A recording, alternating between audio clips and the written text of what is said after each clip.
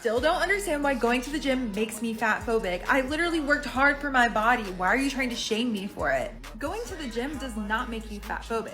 Going to the gym so that you can look a certain way and have a certain body image does make you fat phobic because there's absolutely nothing healthy about a certain body size. No, that's just how you measure success at the gym. No, success surrounding physical fitness can be measured and should be measured by your ability to lift more, to do more reps, to run faster, to make the activities easier. When you're just focused on size, yeah, that would make me fat phobic. So now I'm a bad person and I just shouldn't work out. Fat phobia is not a derogatory term. So why bring up the point that I might be fat phobic? Because fat phobia is a social justice issue and some people want to leave this world a better place for their children. Yes, social justice issue. Didn't you call me a racist too? So this is one of the difficulties in navigating intersectionality, or being impacted by multiple identities. The criticism that is being levied at white women, particularly women who would refer to themselves as feminists, for what is seen as potentially performative activism, wearing, handmade tail costumes, or immediately trying to make a buck off of, creating merch in advance of the Women's March, or to protest what's going on in Texas. Criticisms of that behavior and of those women are being roundly rebuffed by women who are saying, why are we attacking each other? Why can't we all just work together? Sure, these things that are going on are important, but the really important thing is this abortion ban. We have to work to stop that now. Women's rights are on the line. Why are we fighting amongst ourselves? Yes, but also no. Sorry. If you find yourself agreeing with that sentiment, buckle in. I have a gentle criticism for you. That is your privilege showing. Yes, racism is an issue. Yes, white women need to sort their shit out. But first, we have to focus on what affects all women. Right, but what if women of color would rather first focus on what affects all people of color? Because women of color have multiple intersecting identities that are not privileged identities. It's just that some of their identities don't include you. But by prioritizing the identity that does include you, you're sending a very powerful message that you probably don't intend to send. But that doesn't make the impact any less real. Think about what it feels like to be told over and over again that you need to go to the back of the line, that you need to have a seat, that you need to wait your turn, because we first have to deal with this major issue.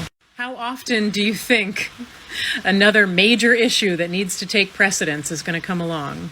Continually. It continually happens. No. These are real problems. We'll address them. We'll get to it. But first, this is the priority.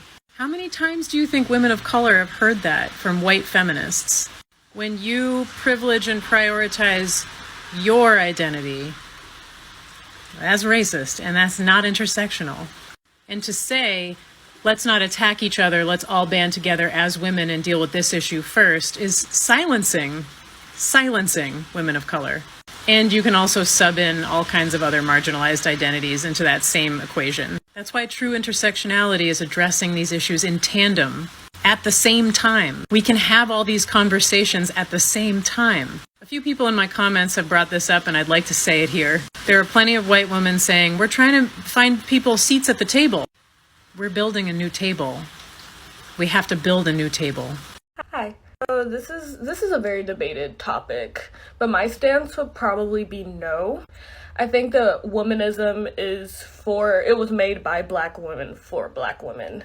However, I get it, you probably don't want to consider yourself a traditional feminist because a lot of traditional feminism is very whitewashed, so I would probably consider you an intersectional feminist, and that's what I kind of consider myself as well as a womanist, but Naya the womanist sounded better than Naya the intersectional feminist. So the three terms are all branches of feminism. If you're a womanist, you're still a feminist. If you call yourself a feminist, you're a feminist, obviously. But they're all kind of different. They all focus on female liberation. Womanism usually specializes in Black women, and then intersectional feminism usually specializes in the intersectionality of different people.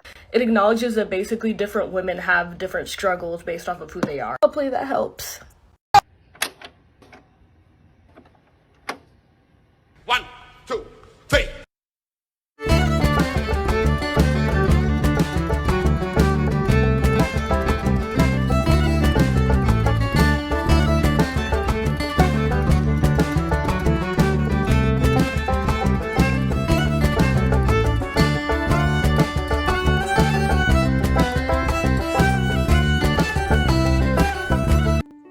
Hey there, hi! My name is Mercury and I'm a trans maintenance lady.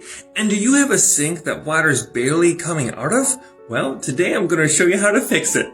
This is your faucet aerator. We're going to start by taking that off first. We're going to use the pliers and turn left. This is what it should look like once it's out.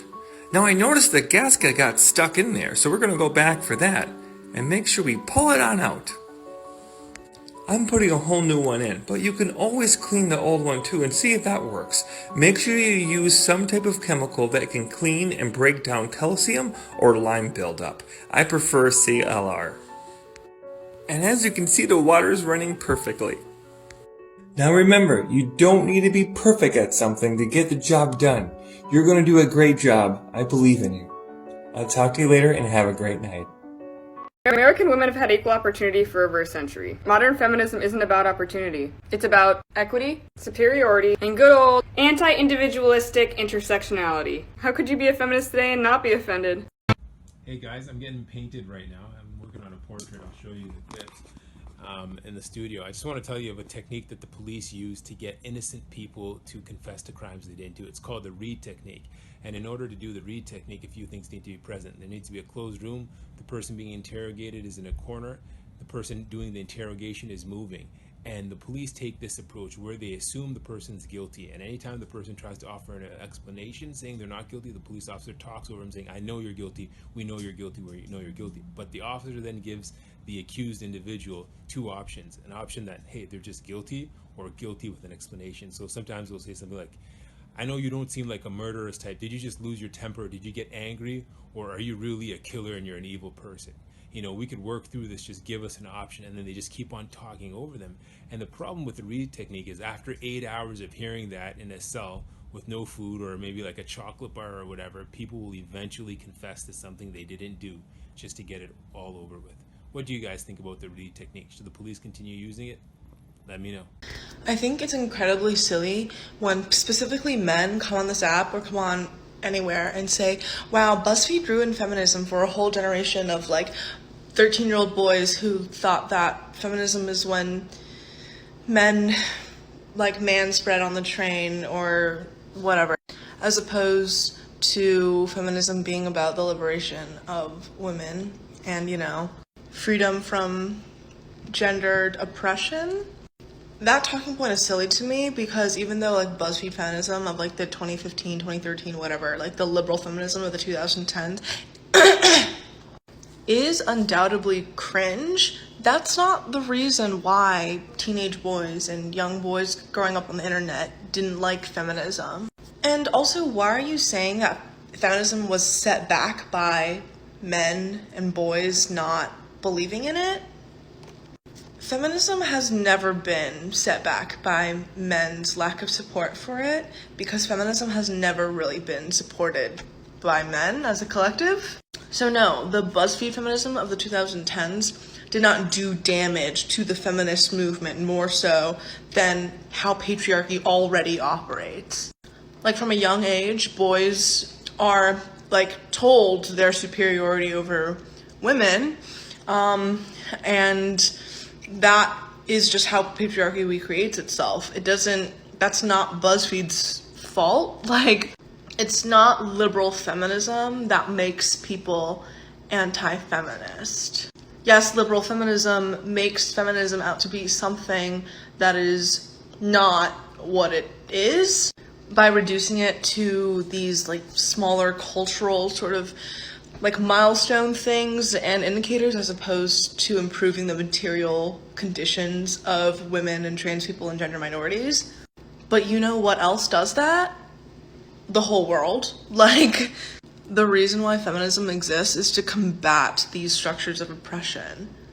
So it's not the misconstruction and a misconstrued version of feminism's fault that young boys and men think feminism is like stupid or whatever. Stop putting the blame on other things. It's you. You're the problem. Let's stay playful together. Let's talk about the difference between positive and toxic masculinity, because I think it's important that we try to restructure the way that we act on our masculinity, regardless of our genders. Positive masculinity isn't the rejection of strength, it's the reinvention of strength. It's finding strength in emotional intimacy and being courageous and confident and firm and standing up for who you love and what you believe in. Toxic masculinity, on the other hand, is created by defining strength as aggressiveness, as violence, as defiance, as being egotistical and superior and dominant.